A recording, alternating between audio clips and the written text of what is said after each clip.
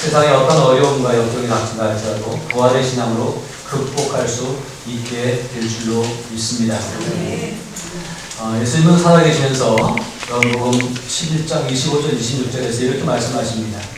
예수께서 이르시되 나는 부활이요 생명이니 나를 믿는 자는 죽어도 살겠고 오로 살아서 나를 믿는 자는 영원히 죽지 아니하리니 이것을 내가 믿느냐라고 마리아와 마르다에게 말씀하셨죠.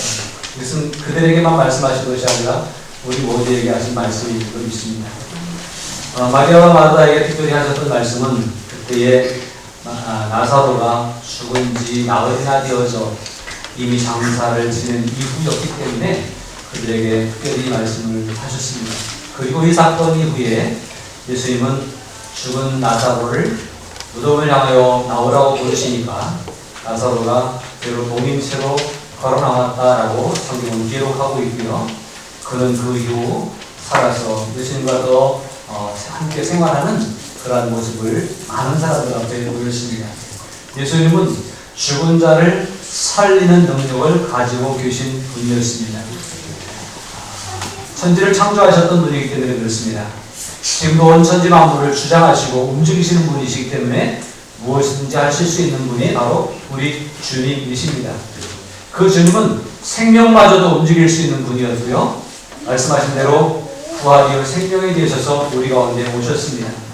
그래서 이 믿음을 가지고 있는 우리들에게 혹시 죽더라도 이 믿음이 있는 자는 다시 살아날 것입니다. 물론 이 땅에서 죽었다 살아났다 죽었다 살아났다 이 육신 썩은 육신을 가지고 계속 죽었다 살아날 이유는 없겠죠. 하나님의 나라에서 새롭게 살아나는 그러한 은혜가 우리 가운데 있을 줄로 믿습니다. 그래서 이 부활신앙이라고 하는 게 굉장히 중요합니다. 부활신앙이 있기 때문에 부활신앙으로 우리는 세상을 두려워하지 않습니다. 세상에서 우리를 두렵게 하는 것들은 무엇이죠? 가난이 두렵게 하고 질병이 두렵게 하고 인간관계가 두렵게 하고 여러 가지 힘든 일들이 우리를 두렵게 해서 우리를 공포에 떨게 하고 두려움에 엄습당하게 합니다.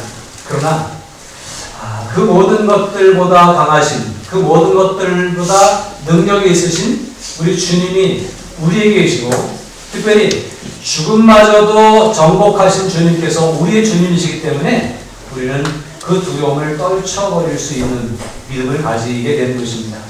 예수님은 신이 죽은 자를 살리시기도 하셨지만 당신이 친히 죽으셨다가 다시 살아나심으로 알아 내가 이렇게 살아날 수 있는 능력이 있지 않냐 말씀하시고 또 예수님의 죽으셨다가 다시 살아나심은 부활의 첫 열매가 되게 하신 하나님의 능력 가운데 일어난 일인데요. 예수님이 첫 열매가 되셨다고 하는 그 말씀은 우리들이 두 번째 열매로 다시 살아날 수 있다고 하는 것을 증명하는 말씀하시는 그런 의미를 가지고 있습니다. 예수님이 부활하신 것처럼 저도 여러분들도 이 부활의 신앙을 간직하고 있을 때에 혹시 죽는 한이 있더라도 다시 살아나게 되는 은총을 경험하게 될 줄로 믿습니다. 이 부활의 신앙을 가지고 있는 사람들은 사자굴에 이끌려가면서 두려워하지 않았습니다. 옛날에 초대교회 시절에는 예수 믿는 것이 마치 잘못하는 것이냐 죄인이냐 취급당할 때가 있었습니다. 그래서 예수 믿는다고 하는 것 때문에 붙잡혀서 믿을래 안 믿을래 계속 믿겠다고 하면 사자들이 득실거리는 사자굴에다 던져넣는 그러한 위험한 일들이 있었습니다. 그런데 놀랍게도 사자굴에 던져지는 가운데서도 두려워하지 않고 믿음을 가지고 사자굴로 기꺼이 들어갔습니다. 왜 그렇죠? 사자에게 뜯겨 이 육신이 죽을지라도 주님이 나를 다시 살려줄 것을 믿었기 때문에 그들은 그 길을 갈 수가 있었습니다. 사도행전에 보면 스데반 집사가 돌에 맞아 죽는 장면이 등장합니다. 그런데 돌에 맞아 처참한 죽음을 당하면서도 스데반 집사의 얼굴은 천사의 얼굴 같았다고 기록하고 있습니다. 그럼 돌에 맞는 그 과정 가운데서 하늘을 돌아보면서 천국을 보게 되고 거기서 선택하시는 예수님을 목격하는 그런 밝은 표정으로 죽어갔던 모습을 볼 수 있습니다. 그 스데반 집사의 죽어가는 모습이 돌을 던지는 자들과 함께 있었던 사울의 마음을 찔리게 했고 움직이게 했던 것 아닌가 우리는 짐작해 볼 수 있습니다. 그 사울은 나중에 예수님을 다시 만나게 되고 변화되어서 바울이 되어 기독교 역사상 가장 위대한 일을 남기는 그러한 인물이 되기까지 했습니다. 여러분, 한 사람이 부활신앙을 가지고 살아간다고 하는 것은 그 사람에게 두려움이 없는 삶을 살게 하는 것이고, 그 사람이 부활신앙을 가지고 있으면 죽음마저도 정복할 수 있는 능력을 가지게 되는 것입니다. 세상에 살기 힘들다고 하는 얘기를 우리 너무나 많이 합니다.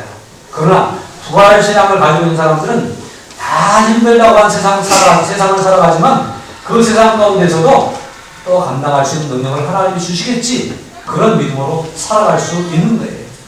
질병이 우리에게 고난을 가져다주고 우리에게 두려운 마음을 가져주지만 질병을 극복하신, 정복하신 하나님께서 우리에게 계심으로 질병을 치유해 주시기도 하고요.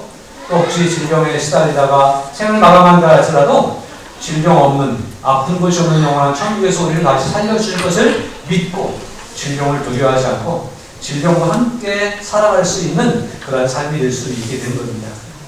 우리를 힘들게 하고 우리를 괴롭게 하는 많은 일들이 있지만 부활의 생활을 가지고 있는 사람은 결코 그 무엇에 사로잡히거나 그 무엇 때문에 두려워하지 않습니다. 걱정, 근심하지 않습니다. 그 모든 것을 이기게 하시는 주님의 능력을 믿기 때문입니다.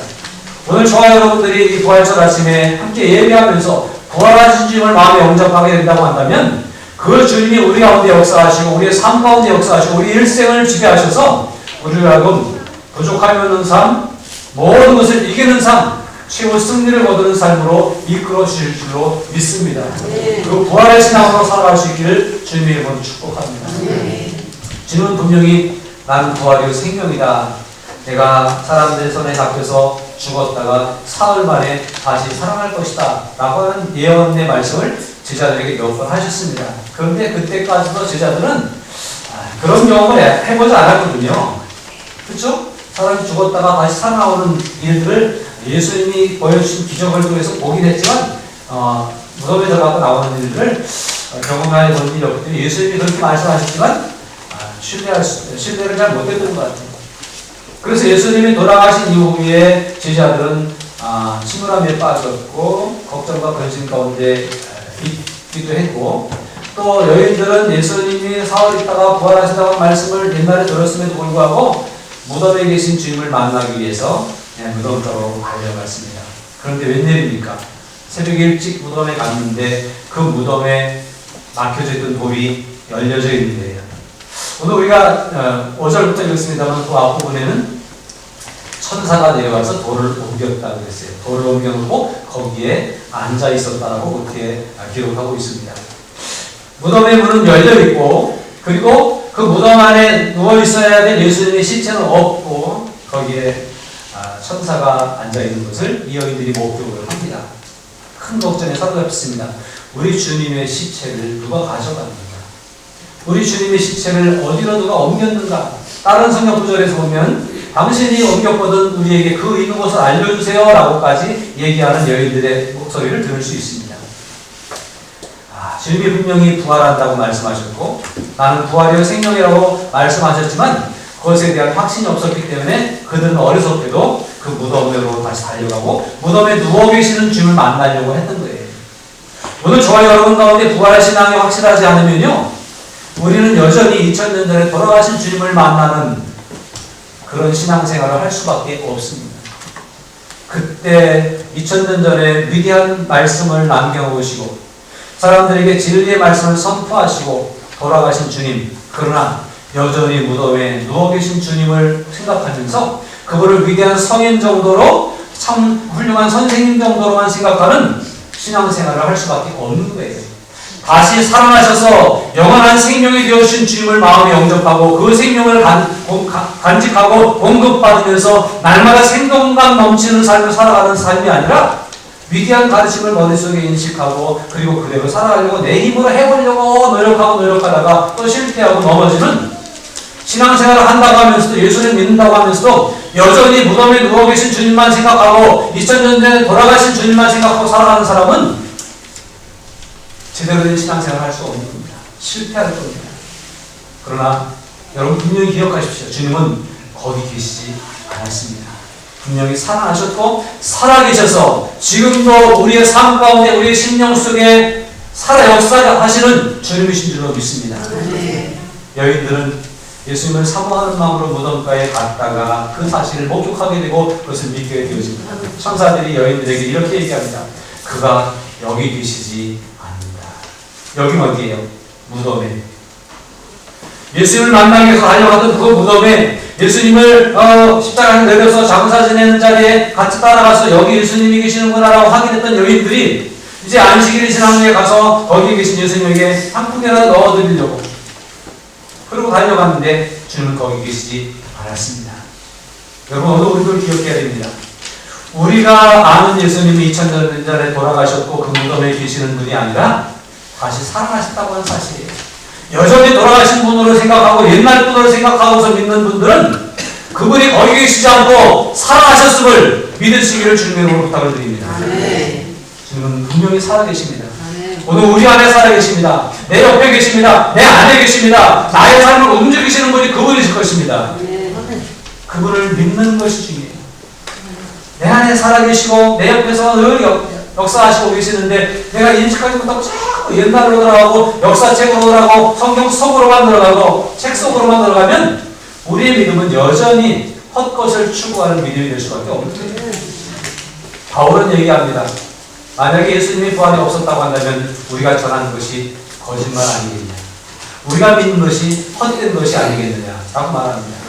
그러나 2000년의 역사 속에 교회가 계속 전성할 수 있었던 것은 그 핍박과 고난을 겪으면서도 교회가 계속 성장하고 우리들에게까지 복음이 전달될 수 있었던 것은 그 복음이 살아있기 때문이에요. 왜요? 예수님이 살아계신 것처럼 복음이 살아있고 그 복음이 살아서 우리 가운데 오늘 역사하고 많은 사람들을 깨우고 일으키고 살리고 고치고 회복시키는 일들을 그 복음이 말씀이 생명의 말씀이 하고 있기 때문에 그렇습니다.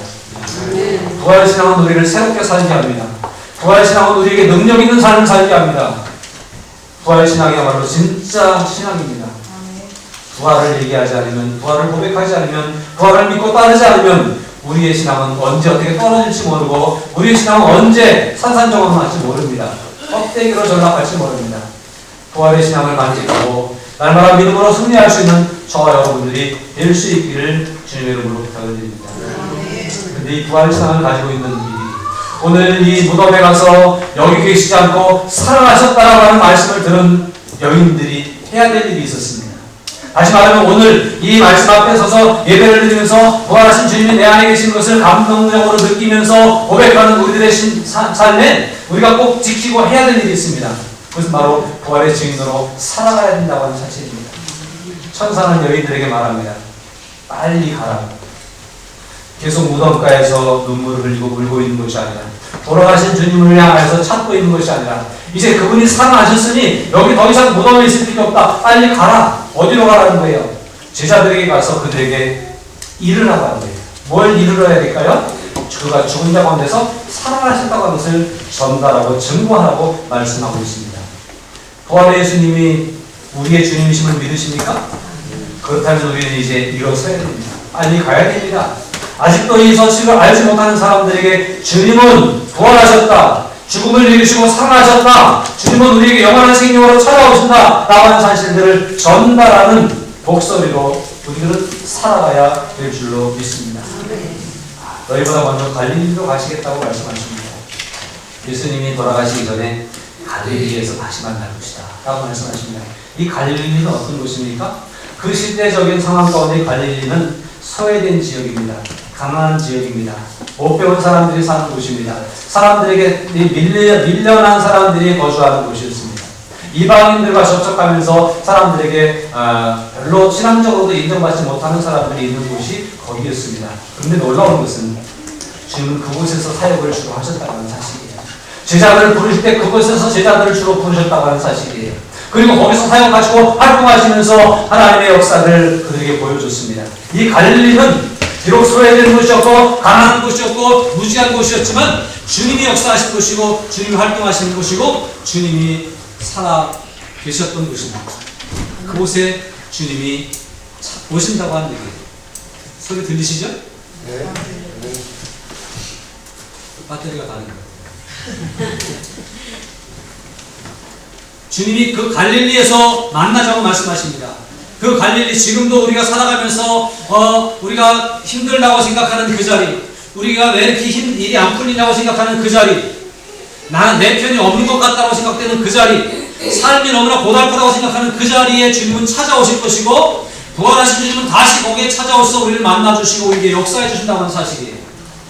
그러므로 그 주님을 거기서 만날 수 있기를 위해서 우리는 나아가야 될 것이고, 또 우리는 이렇게 믿음을 가지고 있지만 우리는 주님께 나와서 기도함으로 위로받고 우리가 주님 앞에 찬양함으로 주님 주시는 감동을 얻고 힘을 얻고 살아가지만 그렇게 살지 못하는 아직도 소외된 사람들, 아직도 외면된 사람들, 아직도 저 밑에서 앉아 슬피 앉아 울고 있는 사람들, 그들을 향해서 예수님이 살아나셨고 당신을 찾아오신다고 전달하고 말씀을 전할 수 있는 그러한 우리들이 되어야 할 것입니다.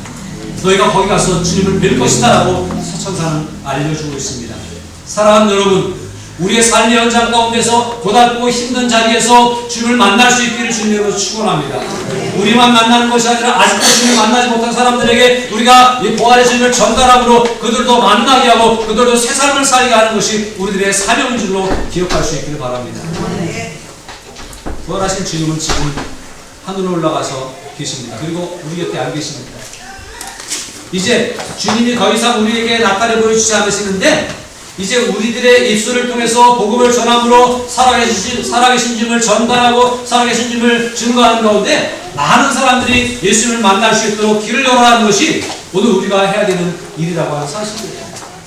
부활의 주님을 믿는다고 한다면, 주님이 부활하셔서 나의 구주가 되셨다고 하는 것을 확신한다면 나만의 구주가 아니라 온 인류의 구주이시며 아직도 믿지 않는 사람들 그들에게도 구주가 되실 수 있다는 사실을 기억하면서 그들에게 열심히 전해서 내가 살아나는 것처럼, 내가 담대히 세상을 이기며 살 수 있는 것처럼 그들로 살아나는 역사를 경험하도록 베푸셔야 되지 않겠습니까? 이 일을 위해서 천사는 여인들에게 가라고 했고, 여인들이 가는 가운데 예수님을 만나서 예수님이 평안하냐? 갈릴리에서 만나자 라고 말씀합니다. 17절 이하에 가니까 그 제자들이 거기로 갔습니다. 제자 거기서 만났습니다. 그리고 예수님이 마지막 그 갈릴리에서 제자들에게 하신 말씀이 이런 말씀입니다. 그러므로 너희는 가서 모든 민족을 제자로 삼아 아버지와 아들과 성령의 이름으로 세례를 주고 내가 너희에게 분파한 모든 것을 가르쳐 지키게 하라. 볼지어다 세상 끝날까지 내가 세상 끝날까지 너희와 항상 함께 있으리라 고 말씀하십니다. 주님이 그 갈릴리에서 하시고 싶었던 말씀이 뭐예요? 세상 모든 사람들이 내 백성이 되게 하라는 것입니다. 안 믿는 그들이, 아직도 주님을 알지 못한 그들이 주님을 알 수 있는 그 길을 너희들이 제공해야 되지 않겠느냐라고 말씀하고 있습니다. 우리만 예수 믿고 행복한 삶을 누리시겠습니까? 우리만 예수 믿고 영원한 천국을 기대하며 살겠습니까? 그리고 죽었다가도 다시 살아나서 그 천국에 우리만 들어가겠습니까? 그 천국에는 우리 외에도 더 많은 사람들이 들어갈 수 있는 공간이 있고 더 많은 사람들 기다리고 계시는 주님이 계십니다. 그렇다면 우리들이 이 부활의 기쁨을 가슴에 품을 뿐만 아니라 이 감동과 감격을 가지고 주님 주시는 힘을 가지고 많은 사람들에게 복음을 전하고 증거해서 주님의 가족으로 주님의 자녀로 이 자리에 채우고 하나님께 영광을 돌릴 수 있도록 하는, 그래서 그들의 새 삶을 누리고 천국을 누리게 하는 삶을 살아갈 수 있도록 우리가 어찌하든지 그 역할을 감당하는 우리들이 되어야 하겠습니다. 예수님은 저와 여러분들을 살리기 위해서 십자가를 지시고 희생하셨습니다. 한 사람을 살린다고 하는 것은 희생 없이는 가능하지 않은 일일 수도 있습니다. 사랑하는 여러분, 주님이 우리를 위해 희생하신 것처럼 우리도 예수 믿어야 될 그 사람들을 위해서 희생의 삶을 살아갈 수 있기를 바랍니다. 우리가 희생하더라도 주님은 우리를 다시 살려주실 것입니다. 우리가 썩어지더라도 다시 더 많은 생명으로 열매 맺게 하실 것입니다. 그러므로 열매 맺는 삶, 영혼 구원하는 삶을 위해서 최선을 다해 살아갈 수 있는, 희생의 길을 각오하고 결단하고 나아갈 수 있는 그런 저와 여러분들이 될 수 있기를 주님의 이름으로 축복합니다. 우리 함께 기도하면 좋겠습니다.